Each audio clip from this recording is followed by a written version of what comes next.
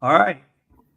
Well, welcome to the editor Q&A. I'm Randy, and this is Dan. So a little bit about myself. I got 32 years in the military, mostly in SOF. Then I became an editor for almost the last decade, and ghostwriter. And my business is called the Story Ninjas at storyninjas.com. And I've learned a lot about the publishing world, the editing world, and the writing world. And that's why I set this up so I can share that with you guys. Dan, why don't you give us the 10-second spiel? With a 10-minute spiel. I'm Dan Pace, so I'm a retired Green Beret too. And when I got out, I started writing, and I've been writing ever since. Like to engage in nerdery, write, get my thoughts on paper, all that kind of thing. And the reason I wanted to work with Randy on this is because, like him, learned a ton since I started writing, and there's a lot of weird little gems and secrets you don't really think about when you're first starting to put pen on paper. And we want to kind of share that and provide a venue for people who wanted to discuss that sort of thing, so we can you know share our best practices and hear from other people who've figured out the secrets. So yeah, I'm looking forward to it. Should be a fun time. You know what? We were going to talk about titles and covers, but I think I think probably starting at the beginning, like how did you when you wrote your book? You wrote two books. So how did you like, hey, I can write a book. I'm smart. Or did you study structure of books? Did you read some of your favorite nonfiction books? Because both of your books are nonfiction and say, this is the structure I like. How did you decide how to write your books? So I think, like most writers, I'm going to guess this. I mean, I'm not going to talk about the true mercenaries who are just out to make a fortune in the writing business. I think you might be in the wrong business if you're one of those people. That's just me. That's just me guessing. But I think most of us start out with a love of sharing ideas, right? And so in the military, there's a lot of kind of taboo about writing and publishing. Certainly there was for a long time. It's kind of reducing a little bit now. But as I started looking at getting out, I started writing more for online journals. I started wanting to really get that to get my ideas on paper and to get to express them. And after doing a couple of those papers, I started to figure out that it's not as hard to write as you might think, because you just start. You start, you throw it down on paper, you get things going, and then you add to it. You kind of structure it out a little after that, and then you add to that structure, and then you bounce it off people, and before you know it, you've got a full length book. And the first book really came together that way as an idea on ethics. In this case, it was called Gray Zone Ethics. I thought we didn't do a good job of teaching ethics in the special forces. And I wrote a couple of papers on that. And I thought, you know what? I could turn this into a full book. It wouldn't be that hard. And then before you know it, that paper, which really became an executive summary or an introduction almost, um, generates your table of contents for you. You're like, well, I need to expand on this and this and this. And you kind of lay all those things out. And before you know it, you've got a story, or not really a story in that case, more of a textbook. But the second book is probably more what you're talking about, which is called It Was What It Was, and it was a book on Iraq. It was a memoir, and that one really is a storybook, which I think has a lot of overlap with what you do, which is primarily fiction editing, right? Well, I guess you do a lot of nonfiction editing too, but I mean, primarily, I think you're a fiction writer, and story writing is story writing, whether it's true or it's not true, whether you made it up or it's based on truth, or like Tim O'Brien says, it's untrue, but it tells the truth. However you want to describe that, it's all the same. And for me, that was just writing a good story. And I think I learned that primarily just reading. Like I read a ton as a kid. I was one of those kids that always had a book everywhere. Even in the army, I always had a book in my pocket. You're bored a lot in the army, and when you're bored, you pull out your book and you start reading. And I think I must have just kind of inculcated some of the elements of a good story by just reading and reading and reading, and then regurgitating that and trying to build in some of those tropes, build in some of those story arcs, came relatively easily. And then the real trick is cleaning it all up, right? Because it's easy to kind of throw it all out there. It's easy to kind of make the story, but then making it coherent is trickier. But that's in a nutshell how I kind of got started with it. It was just a love of writing, a desire to tell the story, and then you start throwing it on paper, you organize it, and it just kind of comes together. Sometimes a little painfully, mostly pretty smoothly. What about you? Was your experience different, similar? Well, so what your second book is what we call a narrative nonfiction. So you try to write it like a fiction book with using a lot of the techniques from fiction and to make it more interesting and compelling. But you're telling the story of someone's life, your life, a true story. And then the first book is, big idea book, or, a kind of a focused topic book or something like that as far as ethics. And I always tell people, especially when they're writing nonfiction, like, who are you writing for? And that's like, who's your audience? And, for your ethics book, I'd be interested to hear your thing. So for your ethics book, you could feasibly say, well, everyone needs ethics. This is great for everyone. Why, but I assume you wrote it primarily for the military, right?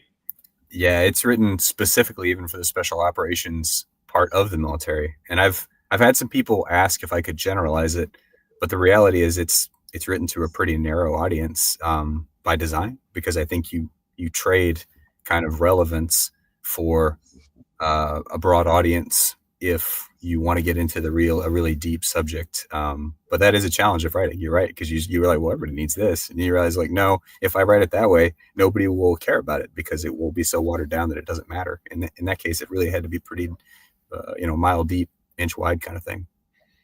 Yeah, I mean, what I found working for a bunch of authors. So you said, though, I primarily work with fiction. That's not true. I'd say about 50% is memoirs, nonfiction. I've done a couple of how-to books. I did a fictional book about buying real estate, which was weird because it was all the techniques were true, but it was a parable about making money through buying real estate, and it was specifically.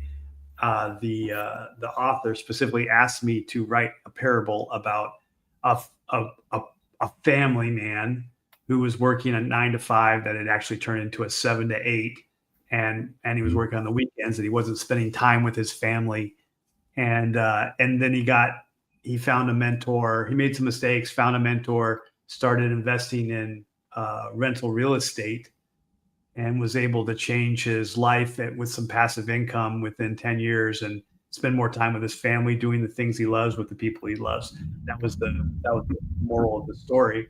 And it was because this guy's business was helping people find the right rental real estate. He had a company called realwealth.com, and he wanted this book to help people understand that this is what he was trying to do, and he could help them do that. So it was basically his platform book.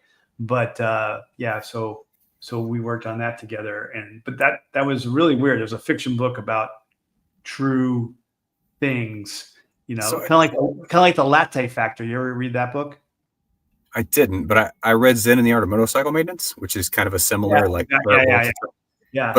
me, that guy grasps a truth that is brilliant, which is, if you can make your book, and I know you know this, but if you can make your book engaging, it can transcend its genre, right? Like, even with nonfiction, I just picked up a book.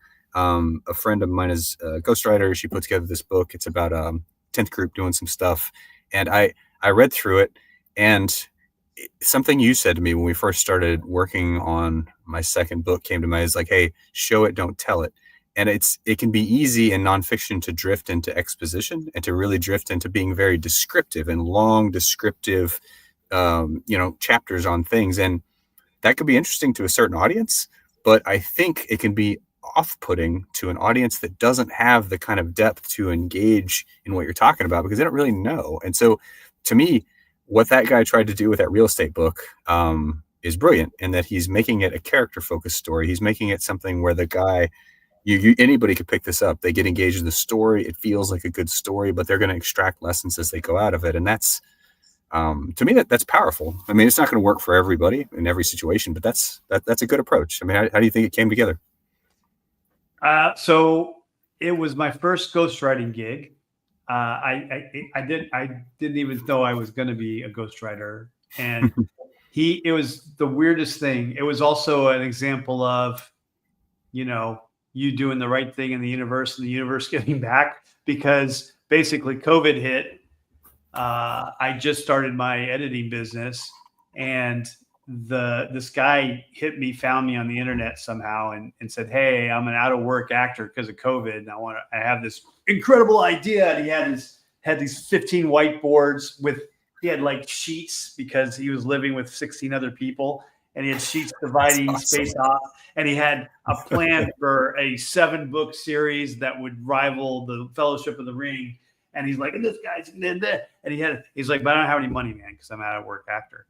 And I was like, well, I mean, I'm just starting my business. So I'll tell you what, you write a scene, give me $50. I'll analyze the scene. I'll meet you for an hour. We'll go over the scene, and then you'll have a good scene, and we'll just do that. So we did that for about 10 or 15 scenes. And then he got back to work. And then that was in January, June, and then he disappeared. And then in November, this guy, he's like, hey, I rock climbed with this dude, and he said you could help me. I was like, okay. Really? So I met him, and he's like, this is what I want to do. He already had a really good idea of what he wanted to do in his head. Like, he had the characters, the mentor was based off himself. And the characters were based off the people he met every day. And so he already had an idea. And so I just took the story grid concept that I'm familiar with as a structure and structured it out and said, okay, we need this. We need a really strong moment here. And we made a plan, and over like a month. And at the end of the month, I said, hey, that's a solid outline, dude. Go to it. He's like, well, I'm really rich and I don't have time to do that. So I'm going to hire someone to help me do it. But I like working with you. Would you be interested in helping me write it? And I said, yeah, I consider myself a writer. I'd love to do that. I'll tell you what, I will write the first chapter. And if you like it, then I'll write the book.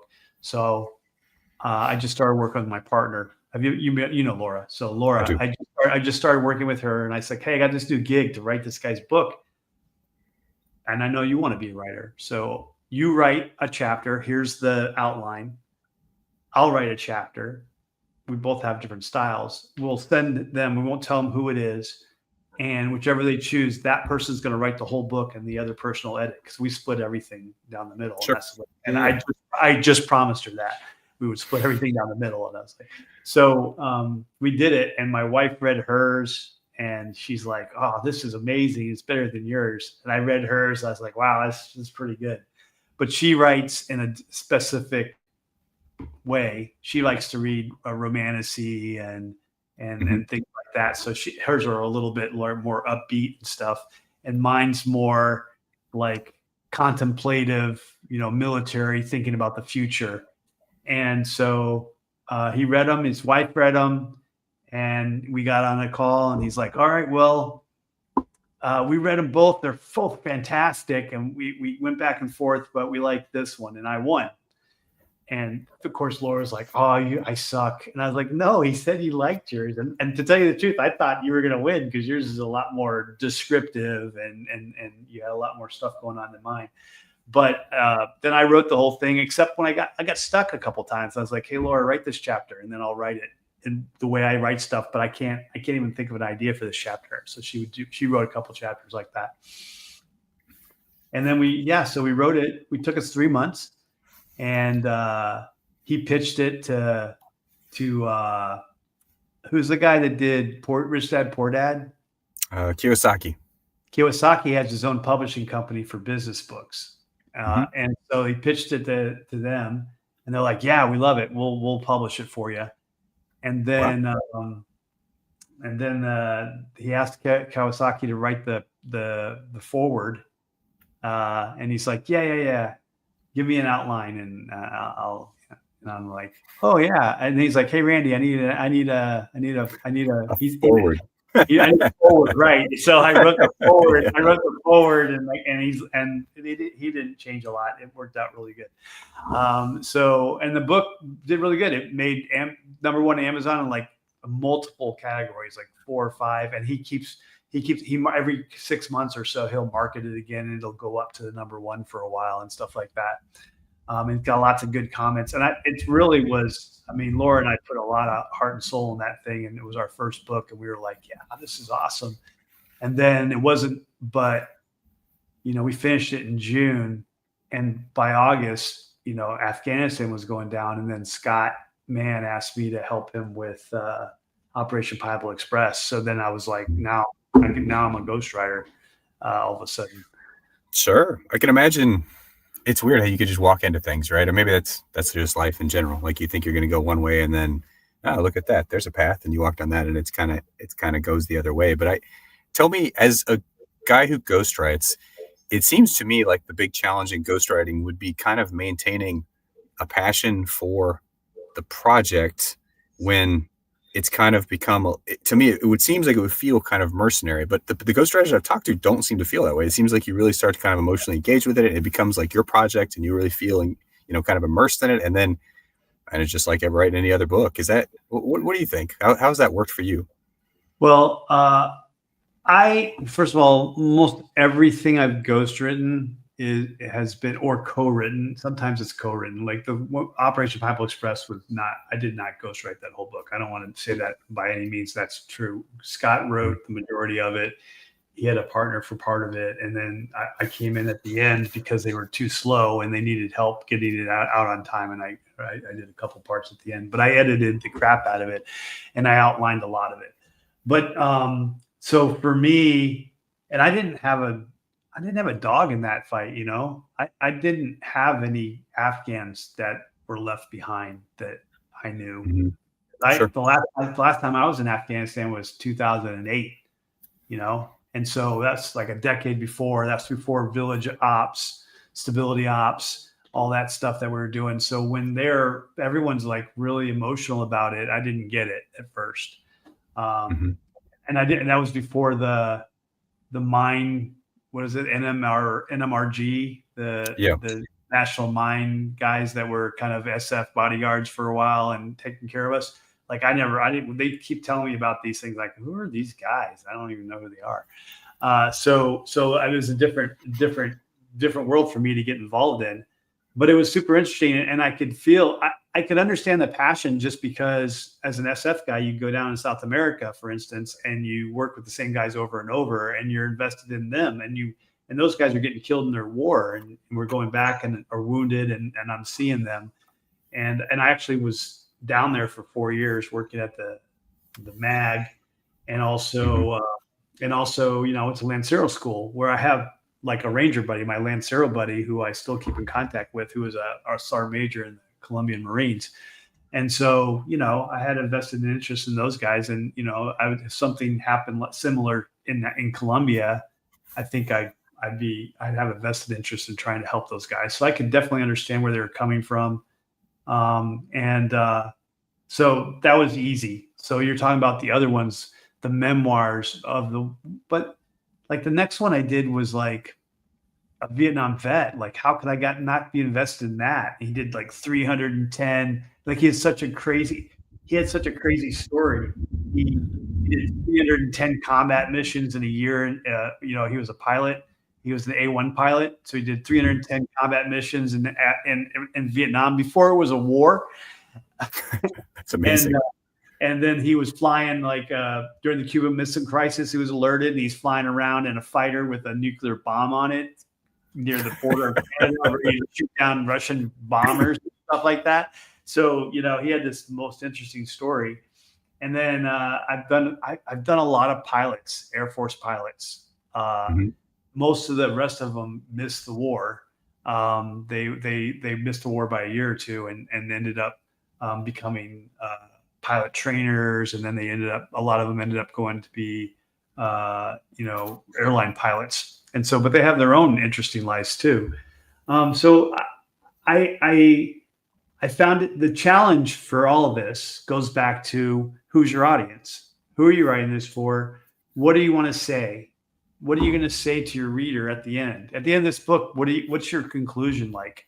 And the best way to capture this, and maybe this will help you with your next book too, is if your super fan read this book and wrote you a fan letter, what would he highlight and thank you for saying in your book? What are you writing about so that he would say, man, thank you so much for bringing this to my attention. I had no idea.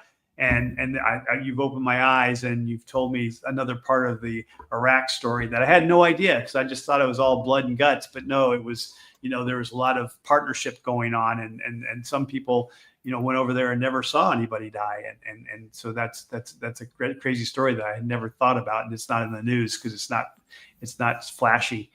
In the case of it was what it was with your other book. So that's one of the things I try to get them to think outside the box. But that's also the hardest part, right? because some people are just like, everyone will get, this is just like Stripes. Someone just told me it's like Stripes. Of course they're going to love my book. It's funny. I was like, but it's like half the book's about basic training, man. He's like, yeah, because basic training was really hard and it's kind of funny. I was like, yeah, but so you're saying it's written for everybody. Is it written for other veterans? She's like, yeah, they'll dig it. I was like, but all veterans went to basic training, man. Why are they going to read your basic training story? I mean, it's just, he's like, well, but I had all these unique things happen. I was like, but doesn't everyone have a unique story about basic training? I mean, basic training sucks for everybody. And, you know, it does. And I went in the 80s when it really sucked. You know, you had to wear boots, and it was at the end of the boot age and all this other stuff. So, you know, you have to kind of convince them, like, who is the, and here's the reason why, right? It goes back to your ethics and your soft ethics book. You have to know who your audience is, because every chapter should talk to that audience. Because I read a really famous author, and I can't remember who it was. I think it was Amy Hemingway, something like that. Amy Hemingway. Anyway, it doesn't matter. She's like, I write every word in my book thinking that if I don't capture them, they're going to close my book and not read it. So every paragraph, every sentence, every page is written to keep them reading, because I think that they're just looking for an excuse to stop reading. And go ahead. Good. No, that's just such a balance to me. That is right there. That is one of the huge balances and difficulties of writing to me, is this balance of like, well, I want to capture my audience and I want to keep my audience captured throughout the book. But at the same time, I want to achieve whatever my goal for the book is, which is telling a story. Like, for example, if I was Herman Melville and I was adhering to that guidance, I would cut every chapter about whaling and what whaling is and all of that atmospheric stuff that he lays out about whaling. I would cut all that, because honestly, there have been times when I'm like, I'm just not going to read any more about whaling tonight. All right, I'm going to put this down. But you come back to it, because one of the reasons it's such a huge, amazing book is because it captures whaling and brings that to life in an engaging way, in a way that, like, no, I don't know shit about whaling. When you read that book, you're like, I feel like I know a lot about whaling. It's really immersive, but that comes at costs, because it's sometimes kind of boring. And a lot of the really great books that have been written have boring parts. Like Lord of the Rings, man, that walk across Mordor when they're going to throw the ring. Like, how many people are like, oh man, I get it. They're tired and they're kind of hungry, and man, I just don't want to read about it anymore. But it builds into this climax. And so I'm torn. On the one hand, when I'm writing, I really do try. You want to stay engaging, you want to bring people in, but at the same time, you want to cover the material you want to cover. And if you don't, you end up with like a kind of vacuous story that's just like, all right, we're just chasing booms. We're just chasing whatever, just to kind of keep them engaged. And that's a tough balance. So you're talking about two different things, right? You're talking about fiction and we were talking about nonfiction before. So nonfiction, for both, right? No, but I think nonfiction, you really got to, because you're writing the book for the reader, and you got to focus on the reader for your book, so that they want to read every single chapter, because every single chapter is talking to them. And then they'll go tell people about the book and said, hey, this is a freaking really good book about this subject. And then if they got a question, it's like, you read chapter 5 in this, you'll know all about that, because ethics and why we did what we did, whatever. But I think fiction is knowing your audience. So I met a guy at a writing convention a couple of months ago here in Spain. And he said, I know my audience. My audience is 40 plus women, that, have 2 kids and live at home and don't work much. That's who my audience is. And where they hang out? They hang out on Facebook. So I don't advertise on Amazon. I don't advertise on TikTok. They're not on TikTok. I advertise on Facebook. And this is what I tell them the book's about. And that's why they love my book. And my book, I don't necessarily like writing this, but they like to know I write about a detective series in northern England and I forget where he said it was, but he's like, I write about his daily life, what he does, and his daily interaction with the village people, and his relationship with the neighbor that he's been dating for a while, and then I have the mystery all around that. But that's what they like. That's what they write me to tell me they like, and that's what I write. And I have 7,000 people that buy every new book comes out. They buy it, and I write 6 of these a year, and I say, and that's what I do, and I know my audience, and and I'm fine with that because it keeps me fed, and so. Yeah. That's the fiction people. So I have never finished The Lord of the Rings. For that reason? For that same reason? I keep getting, by the time I can never get past Tom Bombadil. Because it's such a tangent. You're like, why is this here? I was like, why is this here? And it's not even in the movies. It's never been, no one's ever tried to put it in the movies because we're all like, why is this here? So what you just described to me, though, that's like a further subdivide. So there's fiction, nonfiction, but then even within fiction, there's different reasons that you write the book. And you touched on it way back in the beginning when we were like, well, why are you writing this and who are you writing it to? But if the purpose of your writing is to sell books, then everything you just described is perfect, right? That's exactly what you do. You figure out who your audience is, you figure out what your audience wants to hear, and you tell your audience a story that they enjoy. And that, to me, is almost a different genre. Like, to me, that's like a bard going to an inn back in medieval England. He's singing a song because people are going to give him food and money and they like to hear his song, and it's great.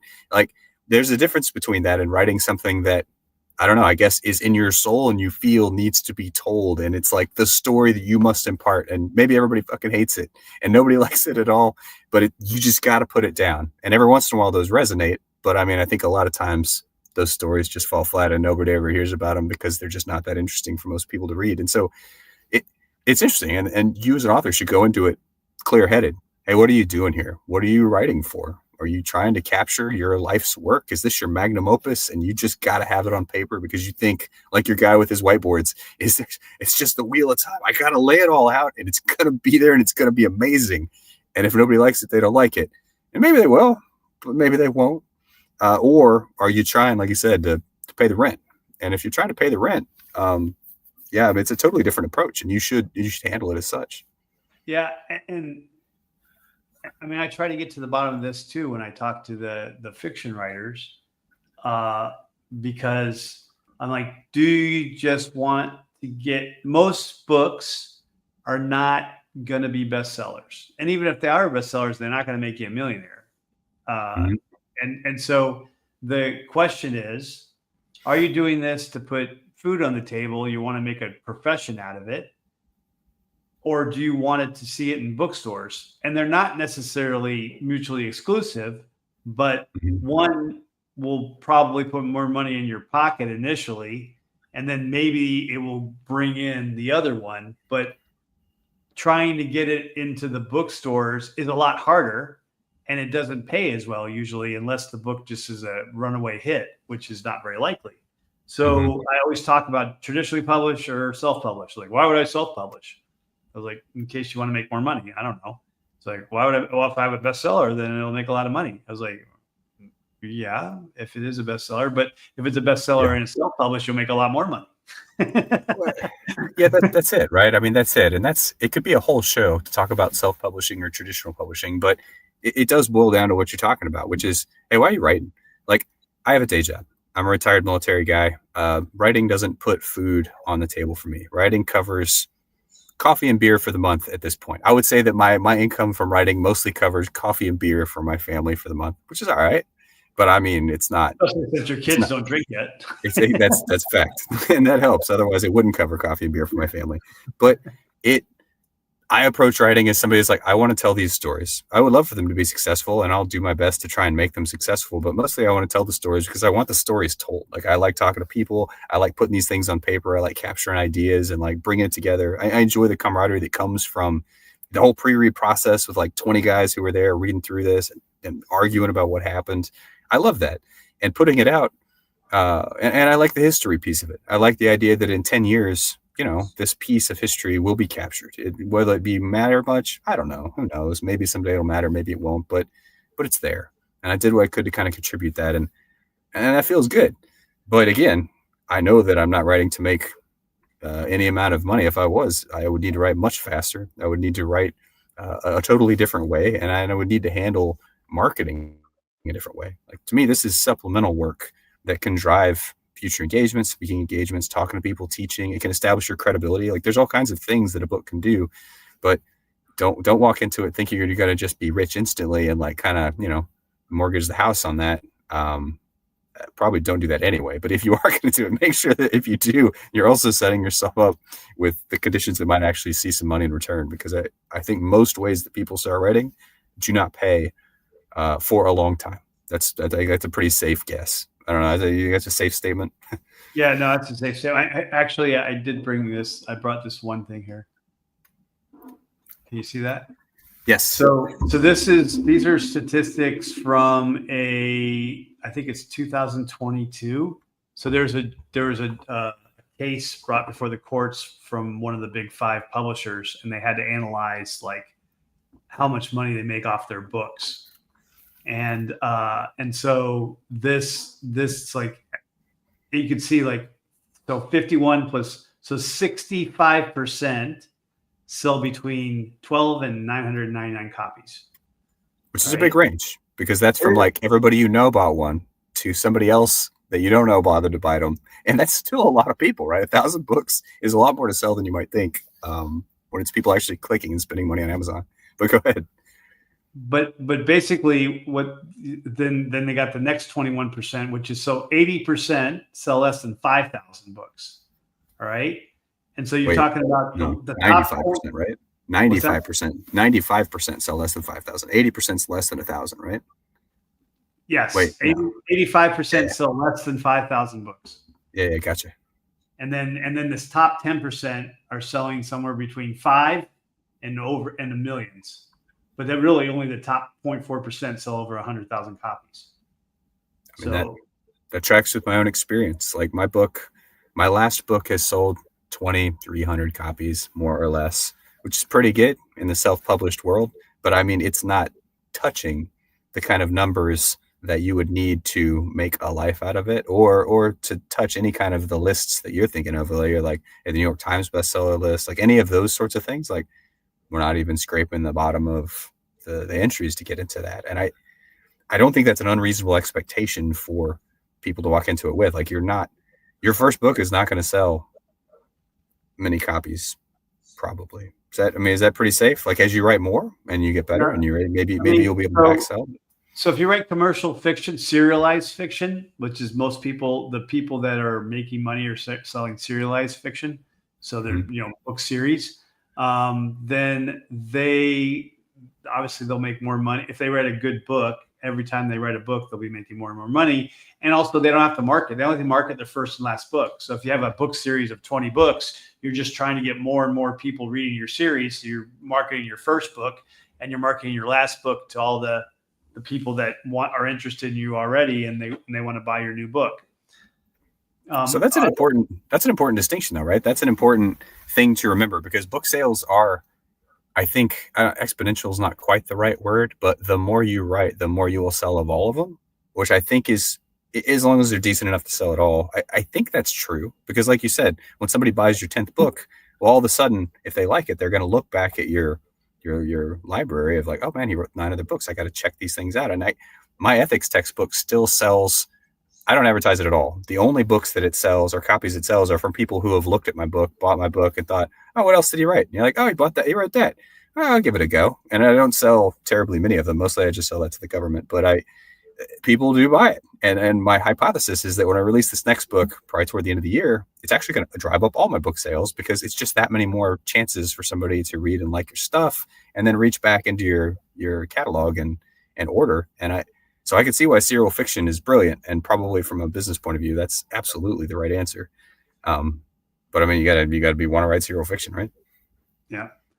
So in my experience, in order to get on the New York Times bestseller list, you have to sell, and it depends. It changes every week, but if you can sell around 10,000 copies that first when it comes out, the week it comes out, or whatever, any week, you're probably going to make the New York Times bestseller. Unless the queen dies and 50 books come out on the royal family, and then you get pushed out. But Okay. but Sometimes it's not your day. yeah, but so as you can see, like only like the top 7% are selling over 10,000 copies.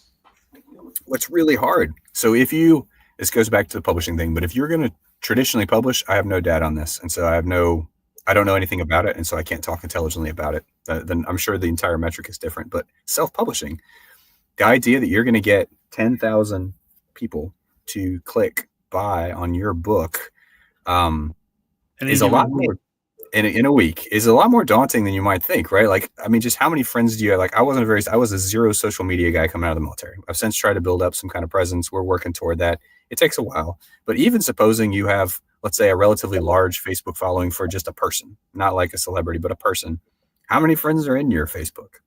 1,000? A couple of thousand? Let's say tops. Do you have other social media access? Do you have something that would put the information out so that even if every person you knew that day that you published your book, what percentage will click buy? Friends and family, maybe 10, 15%. Like of people you really know, no kidding, bury the body, friends and family, let's say 10, 15%.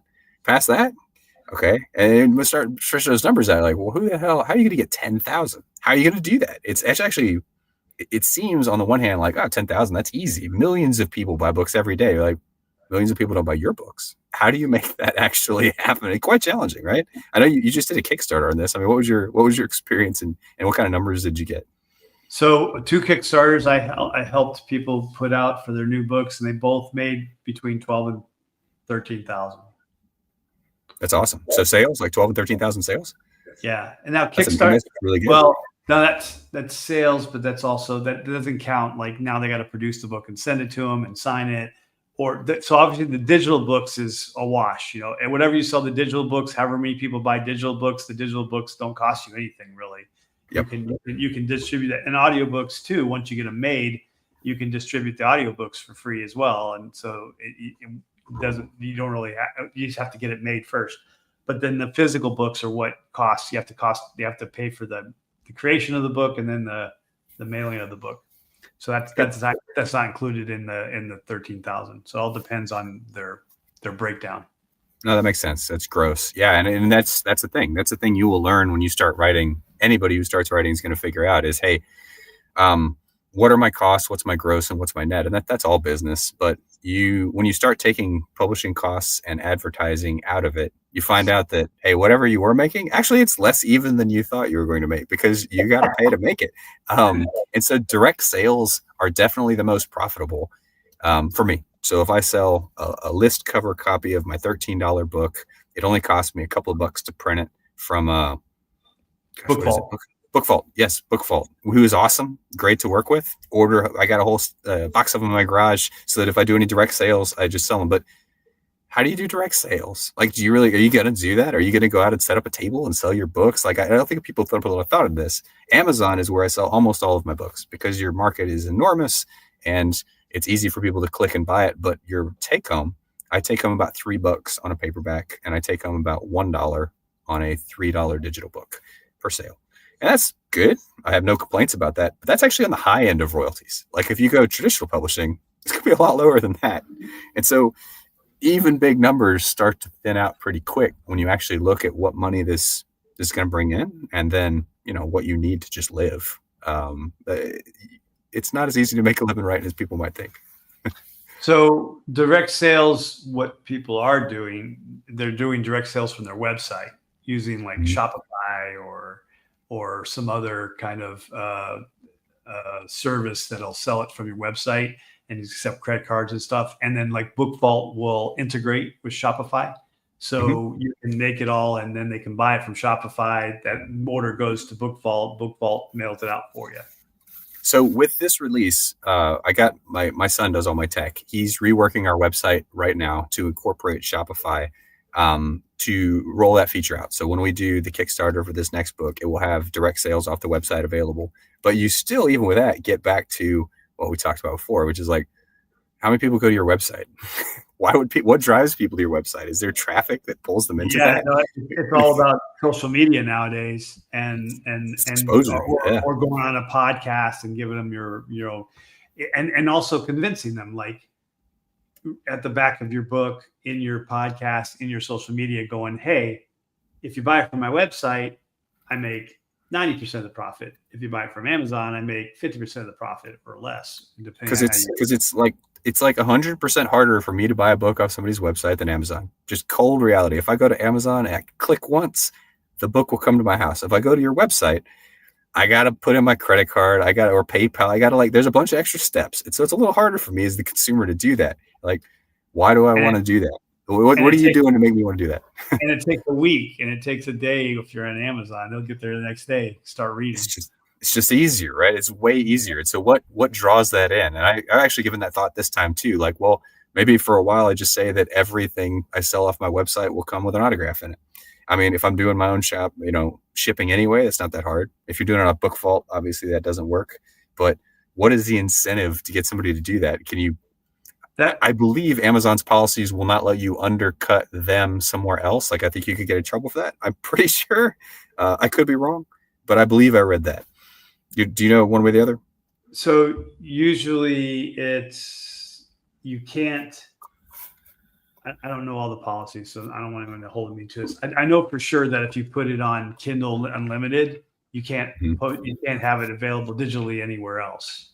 That's true. Your royalty percentages are driven by where you sell your thing, and you have to do that when you publish. So we could do a whole show on Amazon's, self-publishing, which is awesome. It really is good. I don't actually crap on Amazon. People crap about them a lot, but it's good for what it is. And but you have to be careful with that. Like, you have to click the little royalty model that allows you to distribute elsewhere if that's what you want to do. Like, my books are on Barnes & Noble.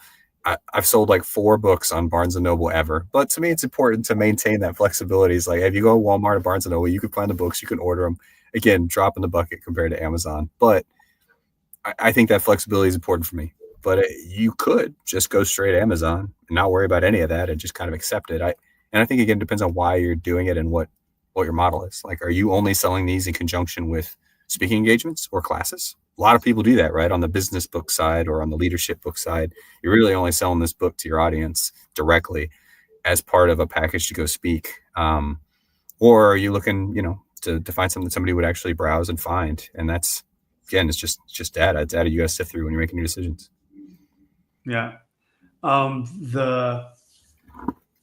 The other option is, not for yours. I think your market's very limited to the United States, but if, Ingram Sparkle will spread you out across the world, right? And so, the United States isn't even the biggest English-speaking nation in the world, right? India is. Yeah.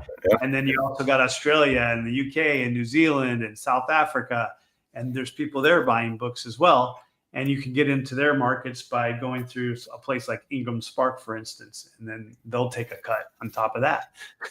they will for sure. Ingram Spark, I find Ingram Spark to be a little bit of a pain in the ass to work with, just because administratively it's not nearly as clean as Amazon. Like, I just found their interface difficult. They were a little harder to work with. I do have my stuff listed there because, in theory, internationally, I could do it. But honestly, Amazon.co.uk and .au are my 2 and 3 marketplaces. Like, I sell more to the UK and Australia than anywhere else in the world.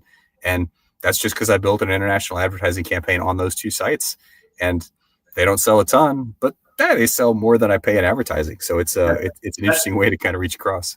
That's for your Iraqi book? Yeah, the book on the Iraq War. I figure there's got to be grad students or something. There's probably grad students in the UK and Australia that are writing papers on it. And, they Google it. And one of the beauties of Amazon's advertising system is that you tag your product basically to other products that you think somebody looking at, they'll see your product and then they'll click and go buy.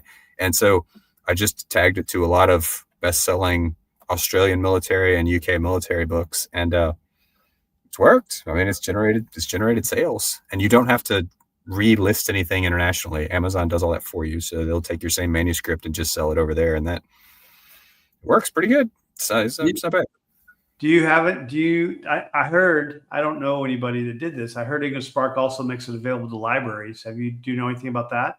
So this is an interesting one. I went through Ingram Spark. I went to the libraries, but there's a catch. So when Ingram Spark says they make it available to libraries, they do, and they list it through, I don't want to promise on this. It's been a minute, but like Blackwell, and there's a few other like wholesaler clearing houses that basically do that. But the trick is Ingram Spark, when you list it, if you're not going through a traditional publisher, it'll be listed as publish on demand or print on demand. And if its status is print on demand, most of the libraries I called, because I've called several libraries, like, hey, will you buy my book? Any library that won't just go through Amazon was like, well, no, we can't, because it says print on demand, and print on demand stuff we can't order because I don't remember the why. There was an administrative reason about returns and how we stock it. Same with Barnes & Noble. Like if you want them to stock your book in store, they won't do that if it's print on demand. They'll only do it if there's basically a warehouse stacked form somewhere so they can return things. Right. And that whole angle gets sticky. And so I have found other libraries who will do it. I've called libraries like, hey, will you stock my book? And they're like, yep, sure. We'll order on Amazon and we'll stock your book. No problem. But I've had libraries that wouldn't for that exact reason. So it's not quite as simple, unfortunately, as once it's in the system, it just works. What about digital books for libraries? It's a good question. I don't know. Seems like that would be easier.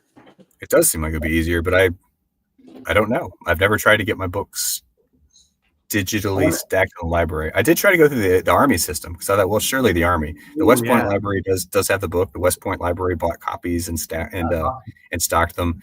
But as far as the it's not AFES, but the Army system itself, of course, it's bound by government contracting stuff. It's like, well, contractually, we can't order anything on Amazon. It has to come through our provider, and our provider wasn't Bowker. I'm trying to remember who it was, but basically the provider who has the contract to provide government libraries with books won't do it with a print-on-demand book. And so we ended up stuck in this silly loop that I'm still trying to slowly unravel. But there's got to be a way, but it's trickier than it might seem. It just seems like digital and audiobooks should be really easy to get into the library system because it doesn't involve them ordering print-on-demand books, right? It just involves them buying the digital book. It seems easy. And maybe I know, but you know what? Ingram Spark doesn't really work with digital books, do they? Or do they start doing that? They did not. The last time I went through them. Draft to Digital does the digital books worldwide and libraries. Everybody else pointed me back to Amazon. And all the research I've done on podcasts on this is Kindle is where you sell all of your digital books. There's other markets. Yeah, sure. Go ahead. Sell it on Kindle because Kindle is my number one, straight up Kindle, $3 a book. I sell more copies than any other venue and any other marketplace. Hands down, that's where everybody's click and buy because it's what everybody has, especially now that they moved away from the Mobi format and they're just an EPUB like everybody else. I just don't see anybody else touching that market. But again, I'm an amateur at this, right? It's just one little data point. I'm sure somebody could prove me wrong. I thought that libraries would be a little easier. That's interesting.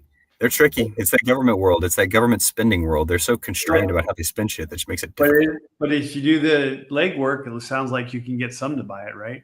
Yeah, for sure. Especially, I think a lot of them have the ability to buy on Amazon individually, but that's not a system. That's not like getting into the Texas library system. That's just calling my local library, be like, will you stock my book? And they're like, yes. And we'll invite you to local author events. I'm like, great. That's all I was really looking for. And that's pretty simple. Harder when you want to broaden out from there. Excellent. What about local bookstores? You ever hit them up? I have. I live down in Destin, so I don't know if that's a symptom of where I live, but we have Books A Million and Barnes & Noble. I've gone and met with the manager of the Barnes & Noble here, and he basically was like, look, because you're in a touristy place and a vacation place, there's nobody here that follows the local book scene. People follow their local Barnes & Noble back home. He's like, I've never had a local author event turn out anything in this area because everybody here is on vacation, and that's not what they're looking for.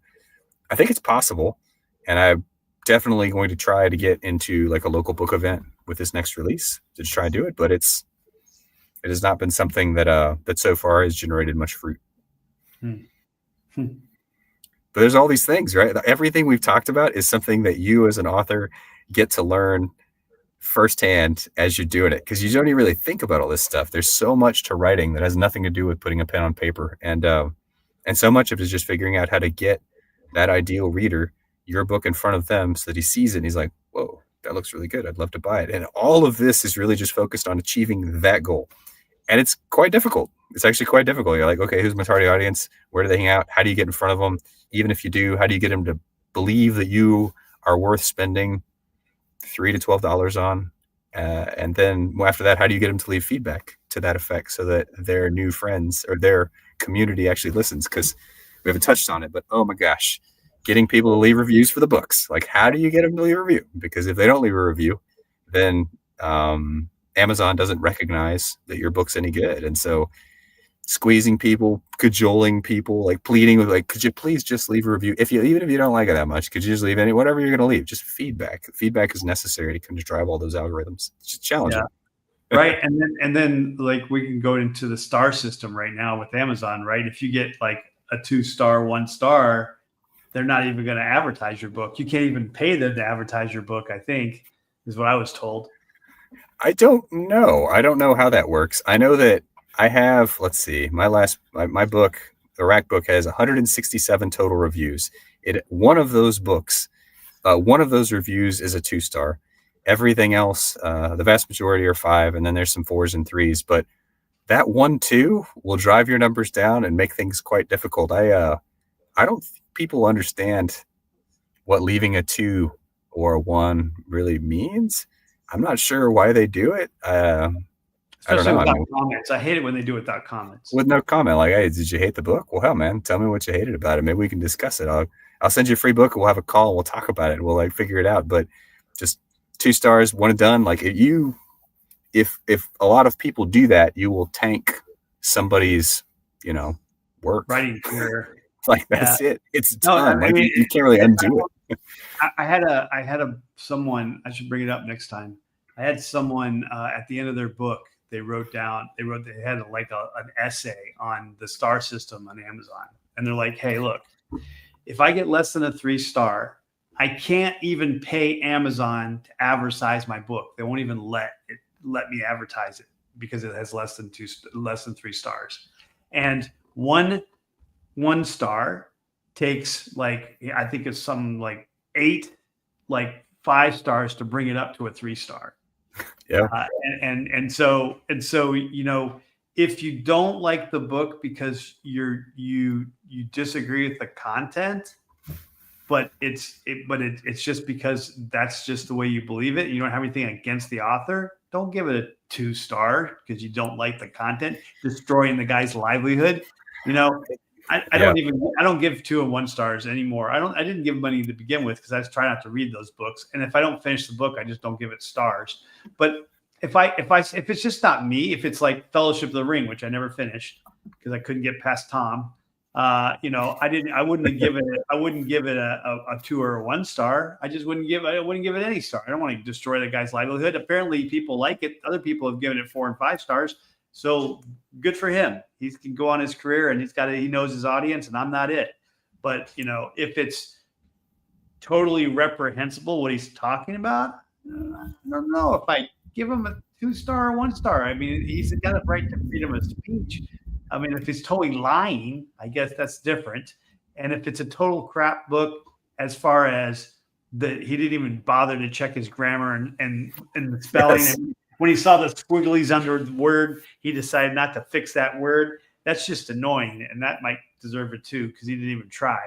But it's like it's the quality of the book, right? Like, hey, if you don't care, or I mean, if it looks like the person didn't care, and you see these on Amazon, somebody will publish, like, let's say I order a copy of 20,000 Leagues Under the Sea, and this has happened probably to all of us. You order a book, and it arrives, and you're like, somebody clearly like garage printed this, like the font's fucked, like it's sideways, one of the pages is printed upside down, like it's garbage. Like you advertised a thing, you sent me the thing, I did not get what I asked for at all.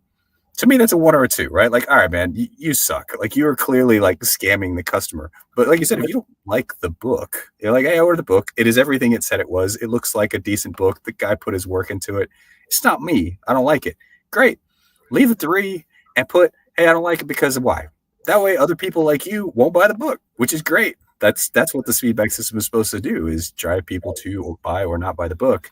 But if you leave no comments and a negative, if you leave a low-star review with no comments, like, you're not helping anybody. You're definitely hurting someone, but you're helping no one. And so, like, well, just don't. Don't do it. Hey, the mailman or the Amazon guy left it at the door and some dog ate it.